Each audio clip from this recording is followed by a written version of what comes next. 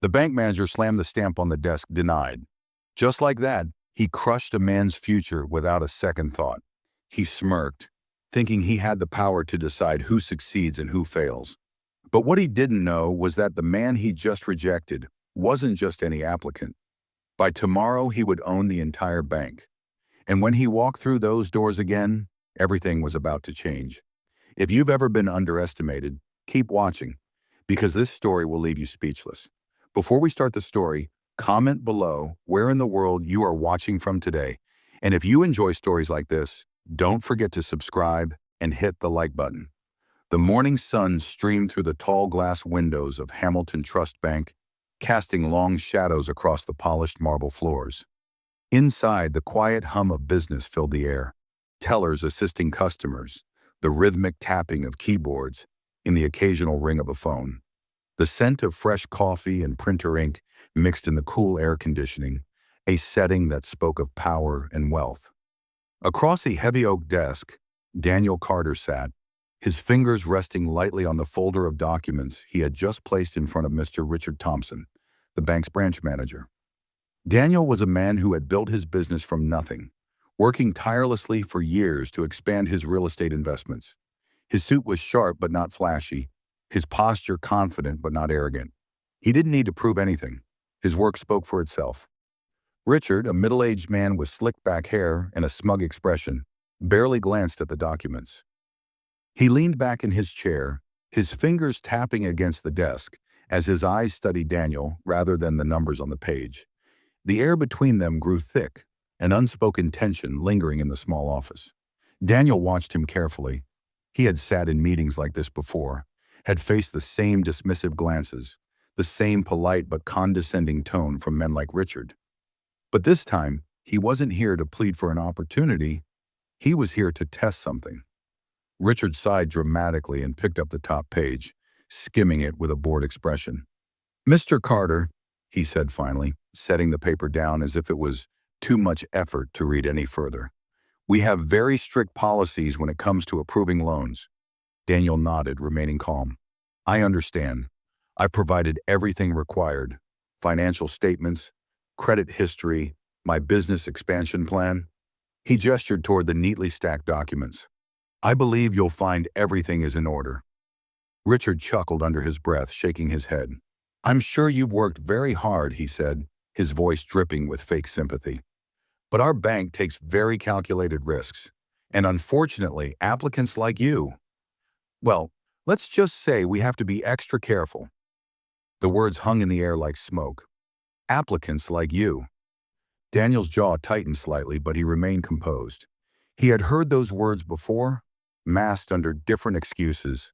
"Not the right fit, not what we're looking for. We've decided to go in another direction." Richard reached into his drawer, pulled out a red stamp, and without another word, slammed it onto the first page of Daniel's application.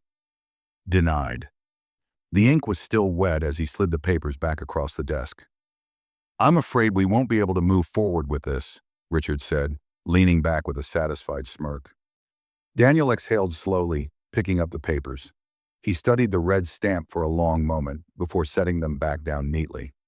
"You're making a mistake," he said evenly. Richard laughed. "The only mistake would be giving out a loan that won't be repaid. I have to protect the bank's interests." For a moment, silence filled the office. The ticking of the clock on the wall felt louder, stretching the moment into something heavier. Daniel didn't break eye contact, letting Richard sit in his own arrogance. Then, with the same quiet confidence, Daniel stood up. He straightened his suit jacket, adjusted his cufflinks, and tucked the denied application folder under his arm. He didn't argue. He didn't plead. He didn't need to. As he reached the door, he paused, placing his hand on the handle but not turning it yet. "We'll see about that," he said, his voice calm but firm. And with that, Daniel Carter walked out, leaving behind Richard Thompson, the denial, and a bank that had just made its biggest mistake. Daniel stepped out of the bank, his shoes clicking against the marble floors as he walked past the row of neatly dressed employees assisting customers. He didn't look back.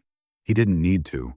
The weight of Richard Thompson's arrogance still sat heavy in the air, but Daniel had learned a long time ago. Some men only saw what they wanted to see. The bright sunlight greeted him as he stepped outside, the city bustling with life around him. People rushed past, horns blared in the distance, and the scent of fresh coffee from a nearby cafe mixed with the crisp morning air. He pulled out his phone and dialed a number, bringing it to his ear. A voice answered almost instantly. "Mr. Carter, everything is ready. We just need your confirmation."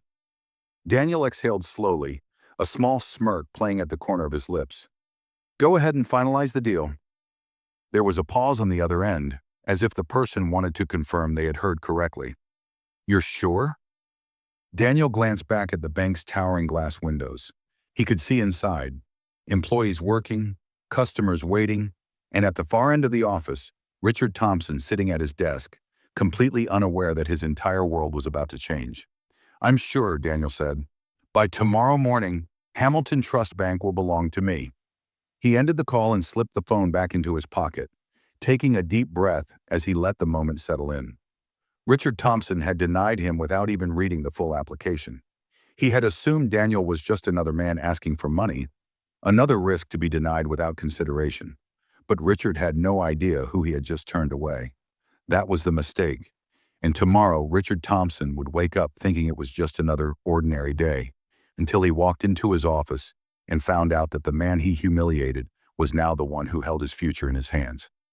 Daniel adjusted his suit, took one last look at the bank, then turned and walked away. Tomorrow was going to be a very interesting day. Richard Thompson arrived at the bank the next morning, feeling particularly pleased with himself. He stepped out of his luxury sedan, adjusted his expensive watch, and walked toward the entrance of Hamilton Trust Bank with the same smug confidence he carried every day. To him, the world was predictable. The people who deserved success got it, and the ones who didn't? Well, they got denied. Inside, employees greeted him with forced smiles, the kind that weren't out of admiration, but rather out of necessity. He didn't care. As long as his authority was unquestioned, that was all that mattered. He strode through the lobby, nodding briefly at a few associates before heading toward his office. But before he could reach the door, Ms. Reynolds, his senior assistant, rushed up to him, her face unusually tense. "Sir, there's something you need to see." Richard frowned, irritated by the interruption. "Whatever it is, it can wait."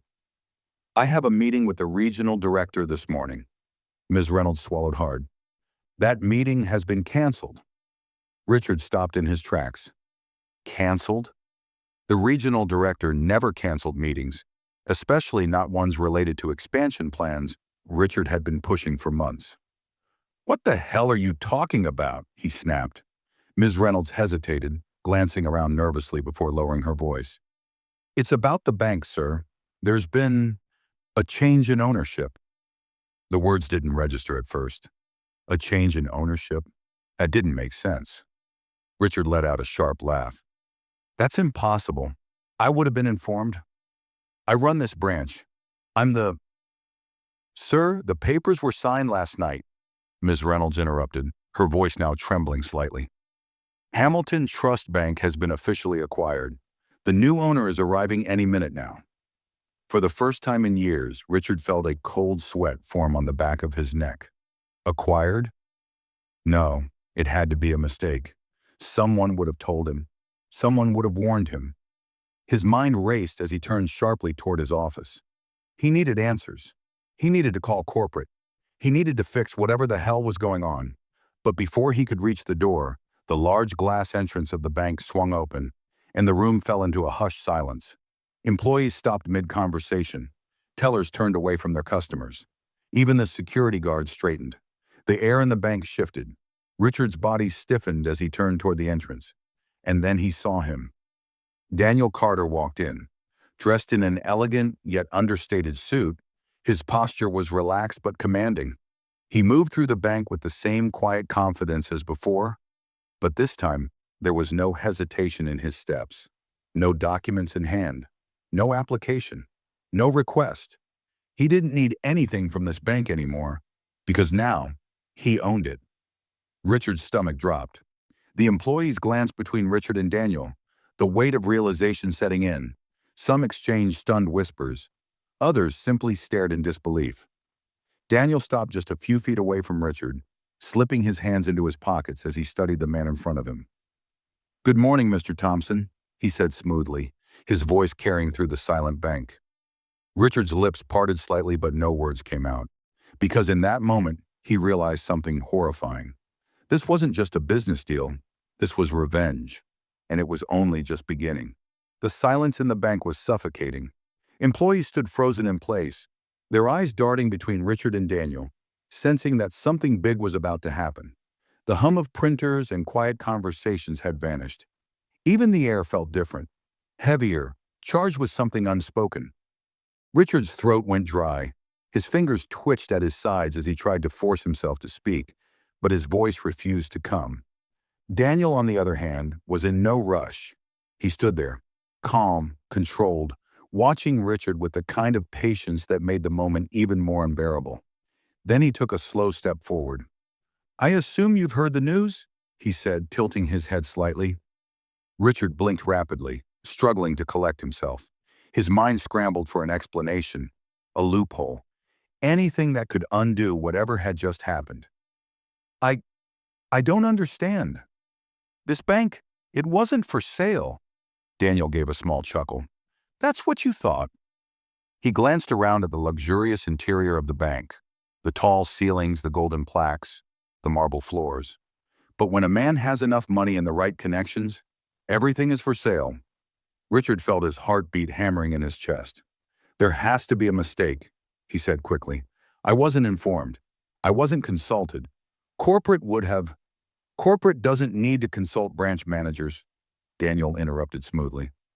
"They care about numbers. And let's just say, when I made my offer, the numbers made sense." A ripple of whispers moved through the employees. A few exchanged glances. Others simply watched, transfixed by the unfolding power shift. Richard's hands curled into fists. "If you think you can just walk in here and—" "That's exactly what I can do," Daniel cut him off, his voice still dangerously calm. "Because as of last night, I don't just own a few shares of this bank. I own it entirely. Every office, every desk, every contract." His eyes flickered to Richard. "Every employee." Richard's breath caught in his throat. He had spent years commanding this space, controlling who got approved, who got denied, who climbed the corporate ladder, and who stayed stuck beneath it. He had built his authority through arrogance, through dismissive glances, through assumptions about who deserved wealth and who didn't. And now, in the span of 24 hours, it had all been taken from him. Daniel's gaze was steady. "Tell me, Mr. Thompson," he said casually, "do you remember what you told me yesterday?" Richard swallowed hard. Let me remind you," Daniel continued, taking another slow step forward. "You said you had to be very careful about the kinds of loans you approve, that you don't take risks on applicants like me." A few employees gasped quietly. Others shifted uncomfortably, now fully realizing what was happening. Daniel's expression remained calm, but his eyes were sharp. "So tell me, Mr. Thompson," he said, lowering his voice just enough to make it even more unnerving, "do I still look like a risk to you?" Richard's face had lost all color. His mouth opened and closed, but no words came out. Because he knew there was no way out of this. Daniel wasn't just here to take control of the bank. He was here to teach a lesson. And from the look in his eyes, Richard knew one thing for certain. This was just the beginning. Richard's hands trembled as he gripped the edge of his desk, his mind still struggling to catch up with the reality unfolding before him. He had spent years controlling this space, deciding people's fates with a flick of his pen, and now, in a cruel twist, he was the one standing in uncertainty. Daniel didn't move from where he stood. His posture relaxed, but his presence felt like a force pressing down on Richard's chest. He let the moment linger, let the weight of realization sink in. Finally, Richard forced himself to speak. "This is ridiculous," he muttered, straightening his shoulders as he attempted to regain his composure. "You may own the bank, but I run this branch. My position is secured by contract." Daniel raised a single eyebrow. "Oh? You're sure about that?" Richard faltered. A sinking feeling gnawed at his stomach. He turned to his assistant, Ms. Reynolds, who was still standing nearby, her face pale, her hands nervously gripping the clipboard she always carried. "Reynolds!" Richard barked. "Get corporate on the phone. I want a meeting with the board. Now!" Miss Reynolds hesitated. Then slowly she cleared her throat and whispered, "Sir, corporate has already signed off on the transfer. Mr. Carter has full authority now." The words hit like a slap. Richard turned back to Daniel, his throat tightening. You planned this." Daniel smiled slightly. "I told you yesterday you were making a mistake, but you didn't listen." He took another step closer, lowering his voice just enough for Richard to hear. "You were so quick to deny me without even looking at my financials. You thought I wasn't worth your time." Richard opened his mouth to protest, but Daniel raised a hand, stopping him. "Let's be honest," he continued. "If I had walked in here looking a little different, if my last name had sounded a little different, would you have denied that loan so quickly?" The question hung in the air. Richard's lips pressed into a thin line. He didn't answer. He couldn't. The employees standing near the office doorway watched in silence. Some exchanged glances while others simply stared at the unfolding moment, their own thoughts racing. They had seen Richard operate for years. They had witnessed the pattern, even if no one had dared to say it aloud before. Daniel finally broke the silence. "You see, the problem with power, Mr. Thompson, is that when you abuse it, you start to believe you're untouchable." He exhaled, shaking his head slightly. "You thought you'd never have to answer for the way you treated people. But today you do." Richard clenched his fists. "What do you want from me?" he asked, his voice strained. Daniel tilted his head slightly. "What do I want?" He let out a small breath, as if the answer was obvious. "Accountability." Richard swallowed. Daniel let the weight of the moment settle in before he continued. "I took a good look at the records last night." He folded his arms across his chest. "Loan approvals, promotions, hiring decisions. Do you know what I found?" Richard didn't move.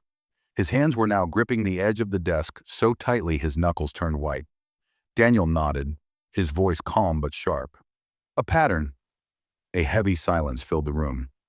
"You have systematically approved loans for less qualified applicants while denying others who were more than capable of repaying.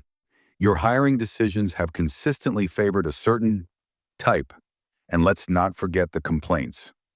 Richard's breath caught in his throat. Daniel continued.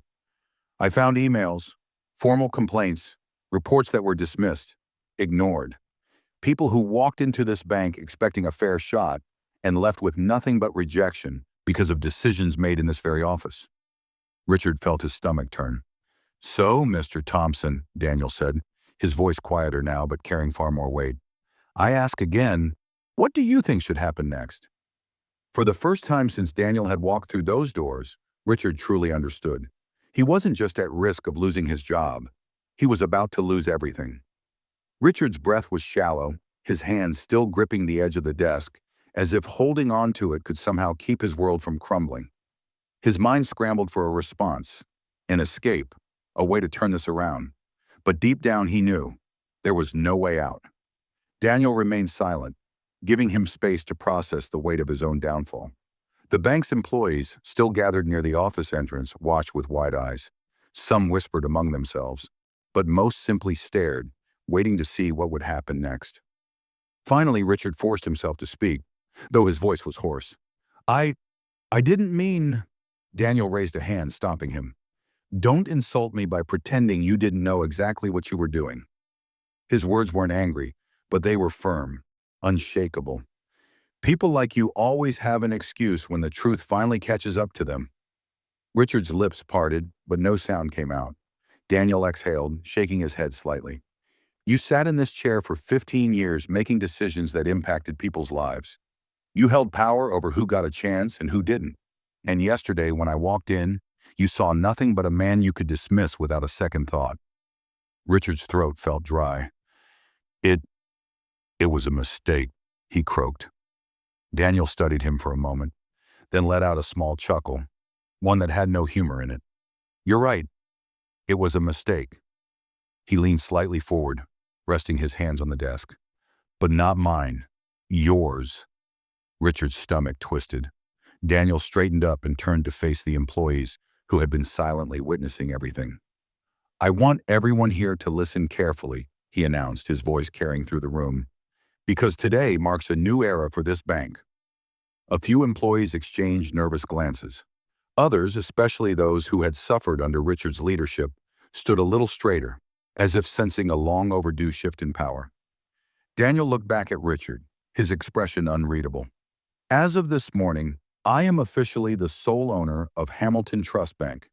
That means every policy, every practice, and every leadership position is under my authority now." Richard felt his knees weaken. He knew where this was going, but he refused to accept it. "Effective immediately," Daniel continued, "Richard Thompson is no longer the branch manager of this bank." The words struck like a thunderclap. Gas rippled through the employees. Some looked shocked, others merely exchanged knowing glances, because in truth, they had seen this coming. Richard's face turned ghostly pale. You can't do this," he stammered. "You don't understand how this bank runs, how these systems work. I've built this place. I've—" Daniel held up a single hand, silencing him. "You built nothing." His voice remained calm but carried an undeniable finality. "You maintained a system that worked for you, while shutting out everyone else. And now that system is done." Richard shook his head rapidly. "You need me?" "No," Daniel said simply. "I don't."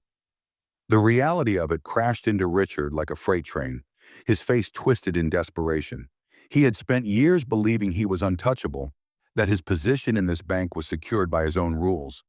But now all those rules had been rewritten in a single moment. Daniel turned to Miss Reynolds, who stood quietly near the door, her eyes wide with shock but her expression unreadable. "Miss Reynolds, please escort Mr. Thompson to clear out his office. Security will ensure he doesn't take anything that doesn't belong to him." Richard's breath hitched. "Security?" Daniel gave him one last glance. "You were right about one thing, Richard. A business should never take unnecessary risks. And keeping you here?" He let the sentence linger before shaking his head. "That's a risk I'm not willing to take." Ms. Reynolds swallowed, then nodded. She turned to Richard. "Sir, I think it's best if you leave now." Richard stood frozen, his mind still unable to process what had just happened. His fingers trembled as he reached for the desk, but there was nothing left to hold on to. Then he saw it, Daniel watching him, waiting for him to realize the truth. Richard Thompson was no longer in control, and for the first time in his life, he understood what it felt like to be powerless. Richard's entire body felt numb. His world had just collapsed around him, and yet the bank, his bank, continued on as if nothing had happened. Employees whispered in hushed tones, eyes darting between him and Daniel, waiting for his reaction. Some looked shocked, others quietly satisfied, as if justice had finally arrived. His legs felt heavy as he forced himself to straighten, trying to salvage what little dignity he had left. "This isn't over," he muttered under his breath, though even he wasn't sure if he believed it. Daniel heard him but didn't react. Instead, he glanced at Miss Reynolds, who was still waiting for Richard to move. "Make sure he collects only his personal belongings," Daniel instructed. "Anything belonging to the bank stays here." Richard turned to Ms. Reynolds, his eyes pleading. "Reynolds, you and I have worked together for years." She didn't respond. She simply stepped aside and gestured toward the hallway, her expression unreadable. For the first time, reality truly settled in. Richard had no power here anymore. His hands curled into fists as he swallowed his pride and stepped away from his desk, walking past Daniel without looking at him. He could feel the weight of the employee's stares as he made his way toward his office, each step heavier than the last. The Richard Thompson who had walked into the bank that morning, confident, untouchable, in control, was gone. Security had already arrived, two uniformed officers standing near the hallway, ready to ensure he left without issue. It was humiliating. Him, the man who had once commanded respect in this building, now being escorted out like a disgraced employee. His office, the one he had sat in for over a decade, now felt foreign to him. The desk where he had denied countless applications, the chair that had once felt like a throne, now it all seemed so small. He yanked open the drawer and began shoving his personal belongings into a box. A few family photos, an expensive pen, a nameplate that no longer meant anything. Then he saw it, the denied application.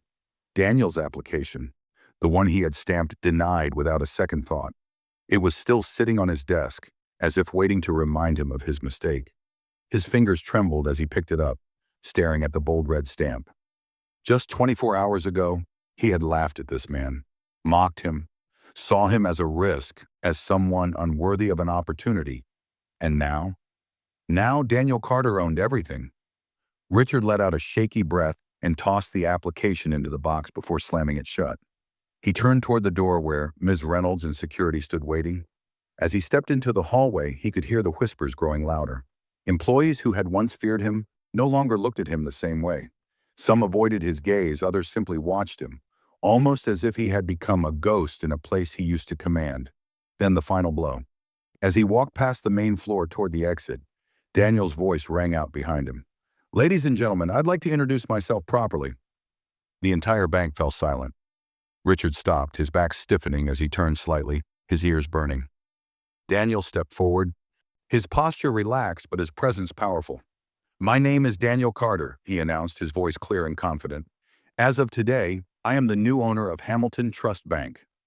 A ripple of shock ran through the room, even among those who had already suspected. Employees exchanged glances, some with wide eyes, others with small, knowing smirks. Daniel's eyes briefly flickered toward Richard, but he didn't acknowledge him further.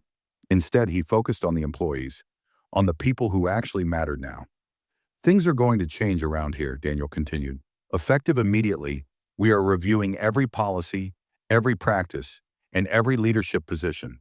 This bank will no longer be a place where people are denied opportunities based on anything other than merit." A few employees nodded in agreement. Some even let out quiet murmurs of approval. Richard felt his stomach turn. He had spent years building his own version of order in this bank, and now in mere minutes, it was being undone. Then Daniel said something that made Richard's blood run cold. "To those who have worked hard and been overlooked, you will finally be seen." The weight of those words crushed whatever dignity Richard had left. He had spent his career stepping on the very people Daniel was now speaking to, and now those same people were watching his downfall with silent satisfaction.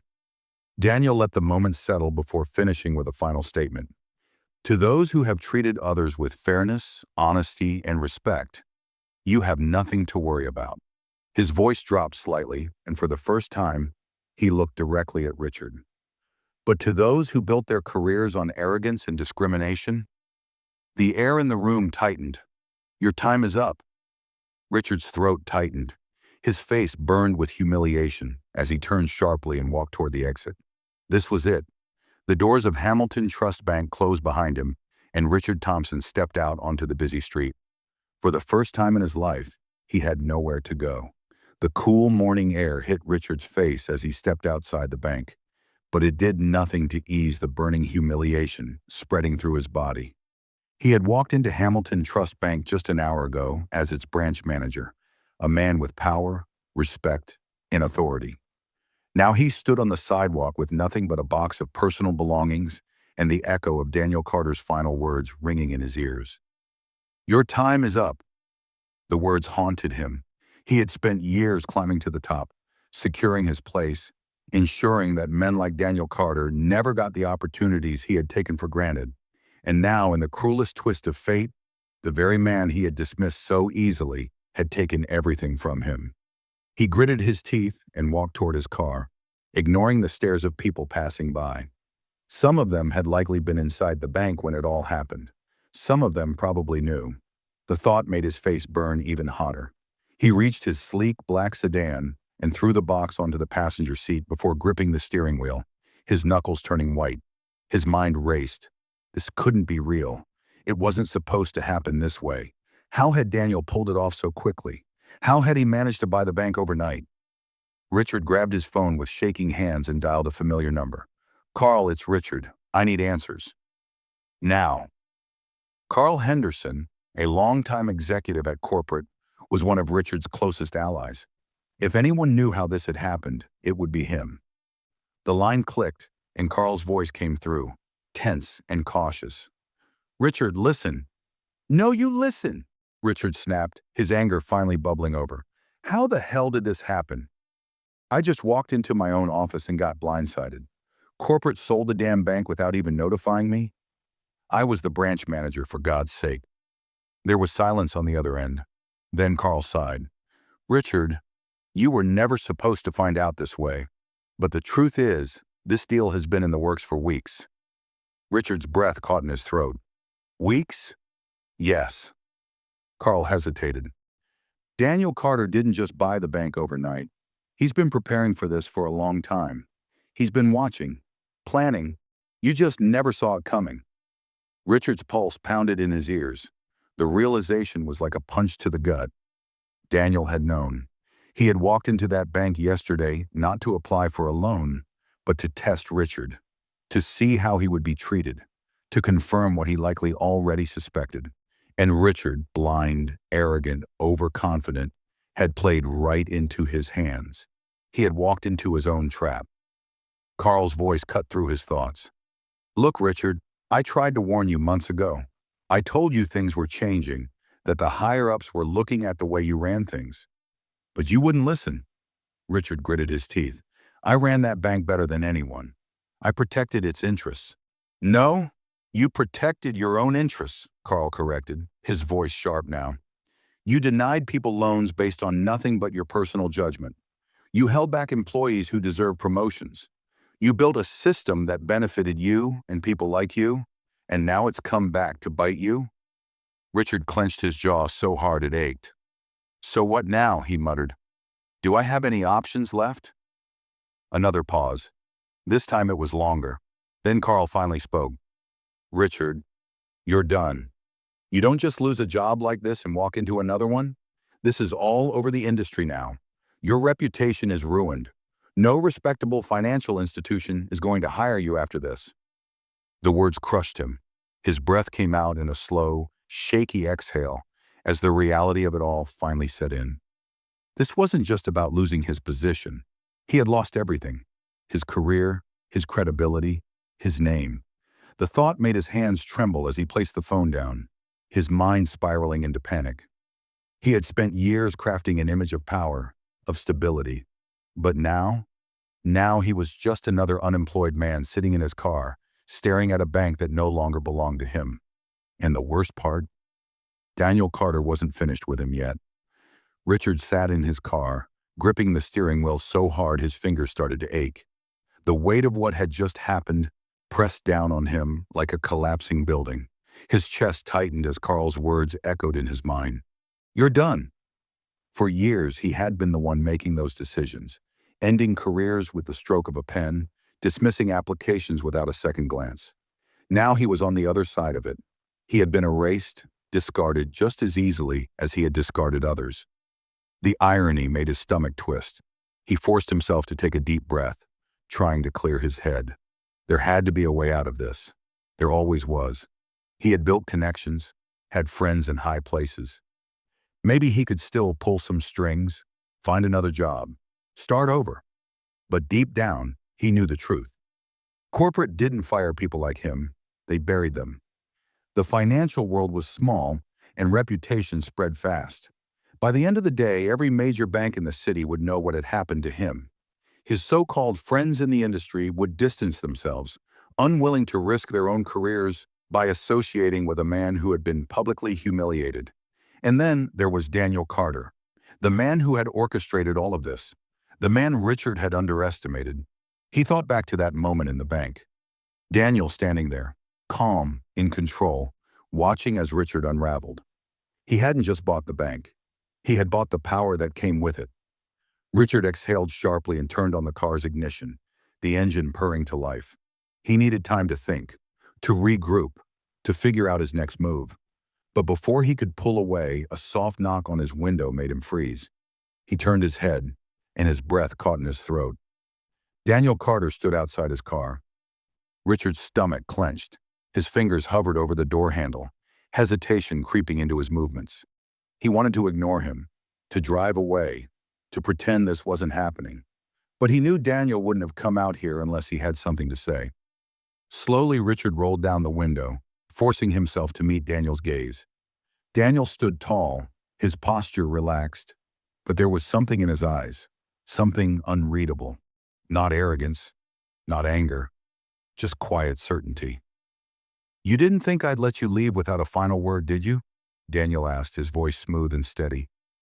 Richard clenched his jaw. What do you want? Haven't you humiliated me enough for one day?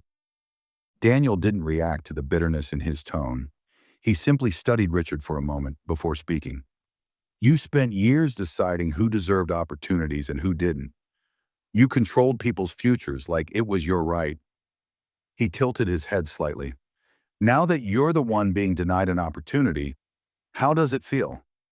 Richard inhaled sharply, his hands tightening on the steering wheel. He wasn't going to answer that. Daniel let the silence hang for a moment before continuing. You thought you could control who succeeds and who fails. But here's the truth, Richard. His voice dropped slightly, carrying more weight. You never had real power. You only had the illusion of it. Richard scoffed, shaking his head. You think you're different? You think you're some kind of hero? He let out a bitter laugh. You wanted revenge, and you got it. Congratulations. But don't pretend you're any better than me. Daniel smiled, but there was no malice in it. I didn't do this for revenge. He leaned slightly closer, resting a hand on the edge of the car door. I did this because people like you are the reason men like me have to work twice as hard for half the chances. Richard stayed silent, but his throat felt tight. You looked at me and saw nothing but a risk, Daniel continued. But I looked at you and saw something far worse. A man who thought he was untouchable. The words hit harder than Richard expected. Daniel straightened, slipping his hands into his pockets. I don't need you to admit you were wrong. I don't need an apology, but I do need you to understand this. Your time is over. The world is changing. The power you thought you had, it doesn't belong to you anymore. Richard swallowed, his throat dry. Daniel took a step back. Enjoy your retirement, Mr. Thompson. With that, he turned and walked away, his footsteps slow, deliberate, final. Richard watched him go, his chest rising and falling with deep, uneven breaths. Daniel didn't look back. He didn't have to, because he had already won. Richard sat frozen in his car, staring at Daniel's back as he walked away. His entire life had just fallen apart in front of dozens of people, and the man responsible for it hadn't even raised his voice. He hadn't needed to. Daniel Carter had taken everything from him with nothing but cold, calculated moves. Moves that Richard had never even seen coming. His fingers tightened around the steering wheel, his knuckles turning white. His entire body trembled with something he couldn't quite place. Was it anger? Humiliation? Or was it something far worse? Fear. He had spent his whole career playing the game, bending the rules in his favor, making sure that only the people he deemed worthy got ahead. He had convinced himself that he was smart, that he was powerful, that he was the one pulling the strings. But now the illusion was gone. He had never been in control. Corporate had sold the bank right from under him. The same people he had believed were on his side had turned their backs on him without hesitation. And Daniel Carter, the man he had dismissed so easily, had been watching, waiting, and preparing while Richard had walked straight into his own downfall. A bitter laugh escaped his lips, but it sounded hollow, empty. It wasn't supposed to end like this. His phone buzzed on the dashboard, and he flinched before reaching for it. He recognized the number immediately. Martin Reed, another longtime ally in the industry, a man who had always had his back. If anyone could help him salvage this mess, it was him. He swiped to answer. Martin, listen. Don't say anything, Richard. The voice on the other end was flat, cold, and distant. This call never happened. Richard's breath caught in his throat. What? You're toxic now. No one's going to risk being seen working with you. Martin exhaled, and for the first time in their years of friendship, there was no warmth in his voice. I can't be associated with this. You know how it works. Richard's grip tightened around the phone. Martin, come on. We've known each other for years. You can't just, I can, and I have to. A heavy pause. I suggest you lay low. This isn't just about you losing your job, Richard. It's about the stain you left behind. The headlines are already circulating. Your reputation isn't just damaged, it's destroyed. Richard felt his stomach churn. Headlines? His other phone, the personal one, buzzed, and a sinking feeling crawled through his chest. With shaking hands, he opened the news app. And there it was. Corrupt bank manager exposed, denied loan to new owner before losing everything. Below the headline, there was a picture of him from earlier that morning, standing in the bank, caught mid-reaction as Daniel Carter had announced his ownership. He scrolled down, his hands trembling as he skimmed the comments. This is karma at its finest. He had no problem denying others a future. Now look at him. How does it feel to be on the other side, Richard? Good riddance. Each comment felt like a slap to the face, each one carving deeper into the realization that there was no coming back from this. His fall from grace wasn't just an internal corporate decision, it was public. It was being talked about, shared, mocked. And the worst part? Daniel hadn't needed to say a single word to the press. The story told itself. Richard sucked in a sharp breath, squeezing his eyes shut as his mind spiraled. He needed a plan. He needed to fix this. There had to be some way out. He considered calling his lawyer, but what could he even argue? No laws had been broken, just the unwritten rules of power. And he had lost. His phone buzzed again. Another number. Unknown. Richard hesitated, then answered. Hello? A familiar voice hummed on the other end. I see the news is spreading quickly. Richard stiffened. Daniel. His mouth went dry. What do you want? Daniel didn't answer right away. Instead, there was a pause before he finally spoke. You spent your whole career believing you were untouchable. Now you know the truth. Richard gritted his teeth. You've proven your point. You got what you wanted. So what now? You want me to beg? Daniel chuckled softly. Beg? No, Richard, I don't need you to beg. Richard frowned. Then why are you calling? Another pause. Then Daniel said something that made Richard's blood turn to ice. Because I want to see what kind of man you really are. Richard swallowed hard. What the hell does that mean? Daniel's voice remained calm, steady. You've spent years tearing people down, denying them opportunities, deciding who deserved success and who didn't, but now you're the one at rock bottom. And I want to see what you do with it. Richard's hands curled into fists. You think I'm just going to sit back and take this? That's up to you, Daniel replied simply. But I've already won. This isn't about revenge, Richard. This is about you facing yourself for the first time. Richard opened his mouth to snap back, but the call ended before he could say another word. The line went dead. His breathing was ragged as he slowly lowered the phone, his heart pounding against his ribs. What did Daniel mean? What was he expecting him to do? For the first time in his life, Richard Thompson didn't have an answer, and that terrified him. Richard sat in his car, staring blankly at the phone in his hand, the weight of Daniel's words pressing down on him like a heavy stone. I want to see what kind of man you really are. Those words burrowed into his mind, gnawing at his already frayed nerves. It wasn't just a victory speech. It wasn't just Daniel reveling in his triumph. It was something worse. It was a challenge. For the first time in his life, Richard wasn't the one with control. He wasn't the one making the decisions, pulling the strings, deciding who rose and who fell. He was the one falling, and there was nothing more terrifying than the unknown. A sharp knock on the car window jolted him out of his trance. He flinched, turning quickly, half expecting to see Daniel standing there again, ready to deliver another final blow. But it wasn't Daniel.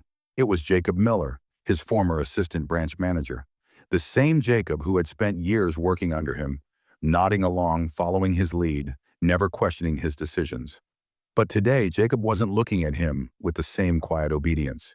Today, there was something else in his eyes. Pity. Richard rolled down the window just enough to speak. What do you want? His voice came out rough, hoarse. He hated how weak he sounded. Jacob hesitated, glancing around before leaning in slightly. You should leave, Richard. Richard narrowed his eyes. And why the hell should I listen to you? Jacob exhaled, rubbing the back of his neck. Because things are changing, fast. And the truth is, you don't have any allies left. The words stung more than Richard wanted to admit. That's not true. He forced the lie out, but even he didn't believe it. Jacob gave him a long, measured look before shaking his head. I always knew this day would come, he said quietly. Richard felt his stomach twist. Excuse me?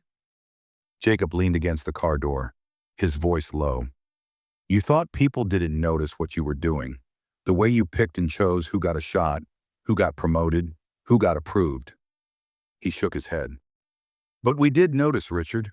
We always did, Richard scoffed. And yet none of you ever said anything.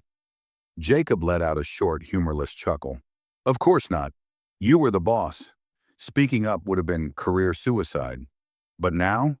He exhaled slowly. Now you're just another guy who lost his job. Richard clenched his jaw. He wanted to snap back, wanted to remind Jacob of all the times he had given him opportunities, had kept him close. But deep down he knew. Jacob had never been close to him. He had just been careful. Careful not to become the next person Richard threw aside. Richard forced himself to look Jacob in the eye. So what now? He asked bitterly. You're Daniel's right-hand man? Jacob shook his head. But I respect what he's doing. That answer cut deeper than Richard had expected. He had spent years believing people respected him, admired him, feared him even. He had convinced himself that his position made him untouchable. But now as he sat there in the driver's seat of his car, his career in ruins, his name turning to ash, he realized the truth. People had never respected him. They had tolerated him because they had no choice. And now they did. A bitter laugh bubbled up in his throat, but it died before it could escape. He looked at Jacob, shaking his head. So that's it? I walk away and everything just moves on without me? Jacob's gaze softened slightly, but there was no sympathy in it. Just truth. Yes. Richard swallowed hard. The bank, the industry, the entire world. It was moving on without him, and there was nothing he could do to stop it. Jacob took a step back. Take my advice, Richard. Leave before you embarrass yourself more than you already have. Richard should have been furious, should have snapped back, put Jacob in his place. But he couldn't, because Jacob was right. Without another word, Jacob turned and walked away, disappearing back into the bank that Richard no longer had access to. For a long moment, Richard just sat there, gripping the steering wheel, feeling the weight of everything. The world was moving on. Daniel had taken his power. Corporate had erased his name. The employees had never respected him. And now, for the first time in his life, Richard was faced with a reality he had never prepared for. What happens when the man who held all the power loses everything? And worse, what does he do next? Richard didn't know how long he sat there. Minutes, maybe hours.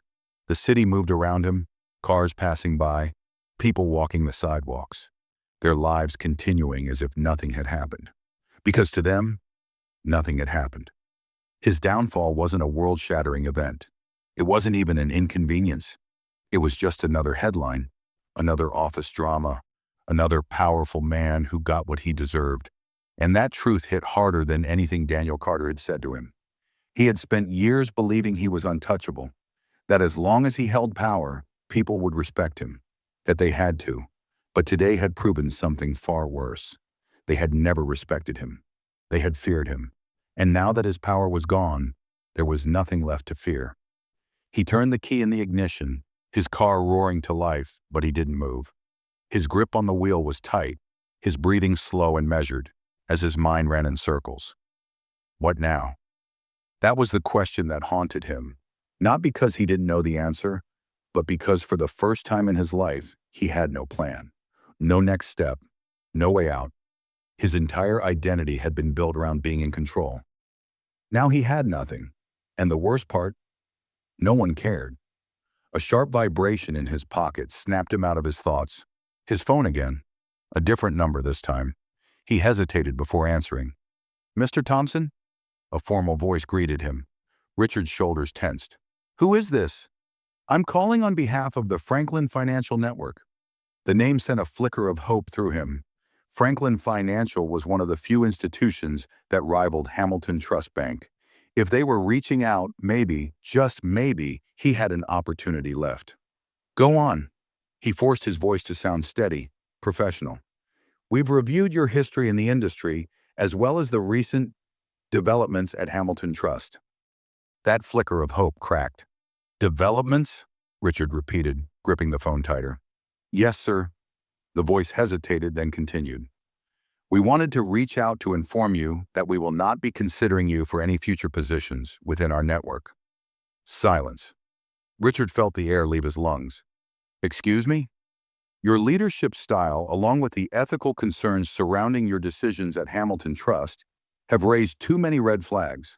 Franklin Financial upholds a strict standard of fairness and transparency.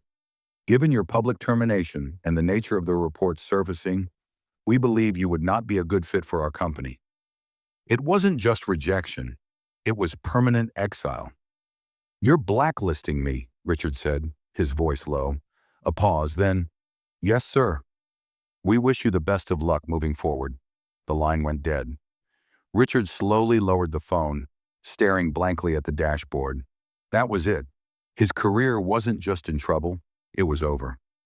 He leaned back in his seat, pressing his hands against his face as the full weight of it all sank in. The power, the status, the connections, all gone. The business world had shut its doors on him, and in his gut, he knew exactly why. It wasn't just Daniel Carter's revenge. It was the years of people he had stepped on, denied, humiliated. The people who had quietly waited for the day when his arrogance would catch up to him. And now it had. He had thought himself too powerful to fall. But the truth was, he had never been powerful at all. Power didn't come from sitting behind a desk. It didn't come from denying loans, blocking promotions, deciding who got opportunities and who didn't. Power came from the people. And he had spent his entire career making enemies out of the very people who now controlled his future. A bitter laugh escaped his lips. He had dug his own grave. The phone buzzed again. Another unknown number. He ignored it. It didn't matter anymore. For the first time in his life, Richard Thompson had nothing. No job, no influence, no future. And worst of all, no one to blame but himself. He exhaled slowly and reached for the car door handle, his mind still swirling in chaos. There was only one thing left to do. He had to figure out who he was, without the power, without the control. And for the first time, he was terrified of the answer. Richard didn't know where he was driving. His hands gripped the wheel tightly, his knuckles pale, but his mind was somewhere else. He had spent the last few hours simply moving, turning down roads without thinking, passing familiar buildings that now felt foreign. The streets of the city he once ruled blurred past him. Every high-rise building, every bank, every expensive restaurant where he had once made deals, all of it felt like another life. Because it was. Everything that had defined him, his job, his power, his status, his network, was gone. And for the first time in his life, there was nothing to distract him from that truth. He pulled into a parking lot, his car rolling to a slow stop in front of a small diner. It wasn't a place he had ever been before. It was the kind of place he had always ignored. Too simple, too ordinary, too far removed from the sleek, high-end establishments he had frequented as a bank executive. But today, he wasn't an executive. He wasn't anything. He sat there for a long moment, staring at his own reflection in the rearview mirror. His once perfectly styled hair was slightly disheveled, his suit now wrinkled from hours of sitting in the car. There was no longer any confidence in his eyes, only exhaustion. Who am I? The question had been lingering in his mind ever since Daniel Carter had walked into his office that morning. Ever since the world had reminded him that power was borrowed, not owned, and now that it was gone, he had no idea what was left. With a slow breath, he opened the car door and stepped out. The cool evening air greeted him as he walked toward the diner, the neon open sign buzzing softly. Inside, the warm glow of old lights and the scent of fresh coffee filled the air. The place was nearly empty, just a few people scattered across booths, minding their own business. A waitress behind the counter barely glanced at him as she wiped down a table, her radio playing some old blues song. For once, no one looked at him like he was important, and strangely, that was more unsettling than anything else. He found a seat in the corner and sat down, resting his elbows on the table. His hands were still shaking slightly, but he ignored it. Moments later, the waitress approached, her notepad in hand. She looked tired, like she had been working all day, yet there was a certain warmth in her face. "What can I get you?" she asked. Richard hesitated. He hadn't been in a place like this in years. He wasn't even sure what to order. There was no sommelier to recommend an expensive wine, no overpriced seafood platter or dry-aged steak to impress business partners. Just a simple worn menu listing burgers, sandwiches, and coffee. Coffee, he said finally. Black. She scribbled the order down and gave a small nod. Coming right up. And then she walked away, without looking at him like he was special. That more than anything made Richard feel how truly alone he was. He let out a slow breath and rubbed his face with his hands. What now? For years, he had been the one calling the shots. He had built a career on deciding other people's futures. Who got approved, who got denied, who climbed the ladder and who stayed at the bottom. And now he was sitting at the bottom himself. The thought made his stomach twist. He had spent his life believing that success meant stepping over others, that if he played the game well enough, he could stay untouchable. But Daniel Carter had proven him wrong. Success wasn't about stepping over others. It was about who was still standing beside you when you lost everything. And Richard had no one. He had burned bridges without a second thought. He had never made real friendships, never cared about the people who worked under him. Even his so-called allies, Carl, Martin, Jacob, had abandoned him the moment he lost his power, because he had never built relationships. He had built transactions, and now the balance was empty. The waitress returned and placed a steaming cup of coffee in front of him. Here you go. He nodded in thanks but said nothing. She didn't linger, didn't try to make small talk. She just moved on to her next customer, leaving him alone with his thoughts. He stared down at the black liquid in the cup, watching the steam rise. What happens when a man who spent his whole life deciding other people's worth realizes he never built any of his own? The answer sat heavy in his chest. For the first time in his life, Richard Thompson was forced to see himself without the title, without the suit, without the power, and he wasn't sure if he liked what he saw. Richard sat in that diner for what felt like hours, the coffee in front of him growing cold. He barely noticed the other customers coming and going, the sound of cutlery clinking, the low hum of the radio playing an old blues song. He was trapped inside his own mind, playing the events of the last 24 hours over and over again. How had it all fallen apart so fast? One day he had been on top of the world, a respected bank manager, a man with influence, someone whose decisions could change lives. And now he was just another forgotten name, another cautionary tale whispered in corporate offices. He picked up the coffee cup and took a sip, grimacing slightly at the bitterness. No sugar, no cream, just raw, black coffee. Fitting. His life had been stripped down to its most basic form. No luxuries, no influence, no power. Just the bitter reality of who he really was. The door to the diner swung open, and a gust of cold air brushed against him. He didn't bother looking up until that voice broke through his thoughts. Didn't think I'd find you here. His grip on the coffee cup tightened. Slowly he looked up. Daniel Carter stood across from him, the man who had dismantled his life with a quiet patience that Richard still couldn't comprehend. Richard exhaled slowly, setting his cup down. Are you here to rub it in? His voice came out rough, exhausted. He didn't even have the energy to put up a fight anymore. Daniel slid into the seat across from him, unbothered by the tension. I don't need to rub it in, he said simply. You've already done that to yourself. Richard scoffed, shaking his head. You're enjoying this, aren't you? Daniel tilted his head slightly. You think this is about enjoyment? He leaned forward, resting his elbows on the table. I didn't take your job, Richard. You lost it the moment you let your arrogance dictate your decisions. Richard clenched his jaw but didn't argue, because for the first time he had nothing left to say. He had spent his career denying opportunities to people like Daniel. He had ignored merit, refused to give credit where it was due, believing that he was the gatekeeper of success. But today he was the one sitting on the other side of the gate, looking in. Daniel studied him for a moment before speaking again. I told you I wanted to see what kind of man you really are.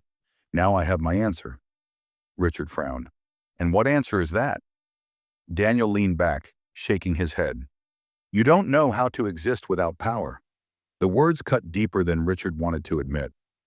Daniel continued, his voice calm but firm. You built your life around control, around the idea that you were above others. But now that you're on the other side, You don't know what to do with yourself. He let out a quiet chuckle. You're lost, Richard. Richard swallowed, staring down at the table. Lost. That was exactly how he felt. For years, his job had defined him. His ability to control the fate of others had given him purpose. Without it, who was he? Daniel exhaled, glancing out the window before speaking again. You have two choices. Richard finally looked up. What are they? Daniel met his gaze, his expression unreadable. You can sit here and wallow in your own misery, blaming everyone but yourself for how things turned out. He shrugged. Or you can take this as a lesson. You can start over, build something real, become someone people respect, not because they fear you, but because they actually believe in you. Richard let out a humorless laugh. You make it sound so easy. Daniel shook his head. It's not easy, but it's necessary. Richard looked down at his hands, the weight of Daniel's words pressing down on him. Start over? The thought had never crossed his mind. He had always seen himself as the man at the top, the one who controlled the game. Now he was being told he had to rebuild from the ground up. But wasn't that exactly what Daniel had done? Daniel had worked his way through a system designed to keep him out.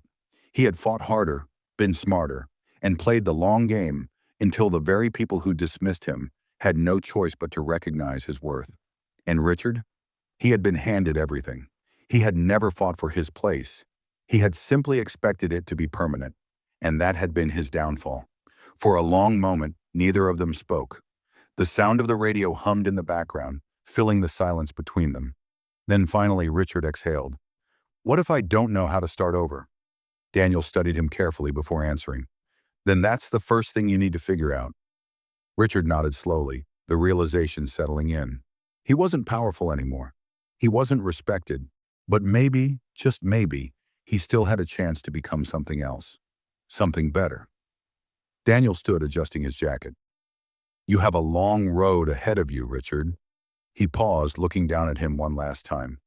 Don't waste it. With that, he turned and walked toward the door, disappearing into the night. Richard sat in that diner long after Daniel left, his mind spinning. For the first time in his life, he had no plan, no control. But for the first time, he also had a choice. And this time, he had to make it the right one. What do you think about this story? Do you think he got what he deserved? Share your thoughts in the comments below. And if you enjoyed this video, don't forget to like, subscribe, and share it with someone who needs to see this. More powerful stories are coming soon. Stay tuned.